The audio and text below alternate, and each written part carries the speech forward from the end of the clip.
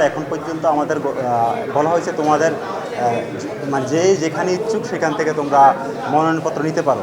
ওই জায়গা থেকে আমি নিজেকে মুক্তিযুদ্ধ ও গণতান্ত্রিক আন্দোলন বিষয়ক সম্পাদকে একজন উপযুক্ত প্রার্থী হিসাবে বিবেচনায় রাখি। এই কারণে আজকে আমি সর্বশেষ মুহূর্তে এসে মুক্তিযুদ্ধ গবেষণা সম্পাদক পদে আমি আমার মনোনয়নপত্র এখান থেকে উত্তোলন করলাম।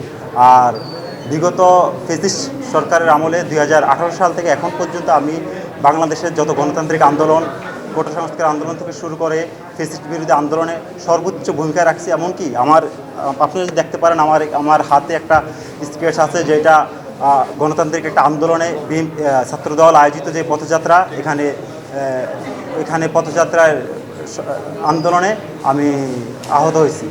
আর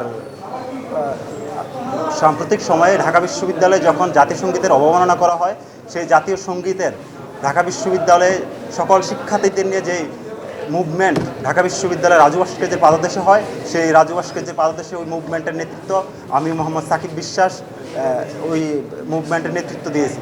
তার এই ধারাবাহিকতা আমি বিশ্বাস করি আমি ঢাকা বিশ্ববিদ্যালয়ে মুক্তিযুদ্ধ গবেষণা সম্পাদক পদে সাধারণ শিক্ষার্থী আমাকে বিবেচনায় রাখবেন। এর কারণ হলো মুক্তিযুদ্ধের চেতনা এবং পূর্ববর্তী সকল গণতান্ত্রিক আন্দোলনে আমার একটা বিশেষ ভূমিকা ছিল। এমনকি কোটা সংস্কার আন্দোলনে আমাকে আমার বাড়িতে পুলিশি আক্রমণ, এমনকি পুলিশি আক্রমণ থেকে শুরু করে আমার ফ্যামিলিকে বিভিন্নভাবে টর্চার করা হয় আমি যখন ঢাকাতে আন্দোলন করি।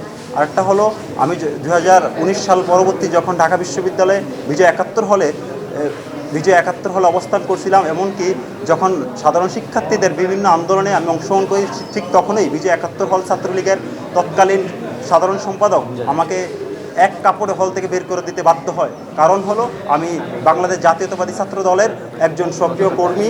এই জায়গা থেকে আমি ইনশাল্লাহ চেষ্টা করব আগামীতে মুক্তিযুদ্ধ ও গণতান্ত্রিক আন্দোলনে যতটুকু সম্ভব ঢাকা বিশ্ববিদ্যালয়ের শিক্ষার্থীদের নিয়ে ভূমিকা রাখা যায়, এই জায়গাতে আমি প্রত্যাশা রাখি আমি ভবিষ্যতে আমাকে ঢাকা বিশ্ববিদ্যালয়ের শিক্ষার্থীরা নির্বাচিত করলে আমি আমার জায়গা থেকে সর্বোচ্চ ভূমিকা রাখবো ইনশাআল্লাহ।